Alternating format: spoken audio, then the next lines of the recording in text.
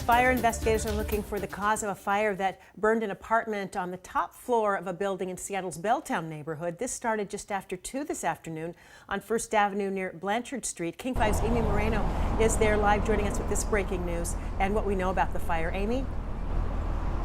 Well, the good news is there were no injuries at this fire, but kind of a scary situation for firefighters when they arrived here this afternoon and realized there was a fire on the 16th floor of this high rise.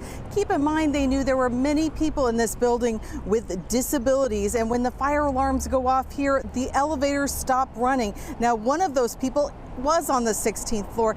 That person had to stay in their apartment while fire crews were putting that fire out. Now, there was nobody inside the apartment where the fire started, and they have not determined what the cause of the fire was. This building is run by the Seattle Housing Authority, and residents who live here say fire alarms are a frequent occurrence, so frequent that people routinely ignore them. That happened today, and we talked with one resident who did evacuate the building, and he said he frantically tried to call out to others to get out as it was burning.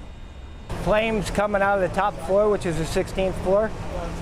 There's people screaming down here that live here. Is there anybody in there? Anybody in there? There's some people on 2 apartments over on the same floor. They were just looking out their window. We were screaming to them, you need to leave. It's actually on fire. It's on fire. And fortunately, Seattle Fire Department was able to get out pretty quickly. Nobody injured. I talked with the Housing Authority. They are going to help the people who were displaced by it. 3 units were impacted, and the Housing Authority is making sure those people have somewhere to stay and the necessities they need. We're live tonight in Seattle. Amy Moreno, King 5 News. Amy, thank you. Still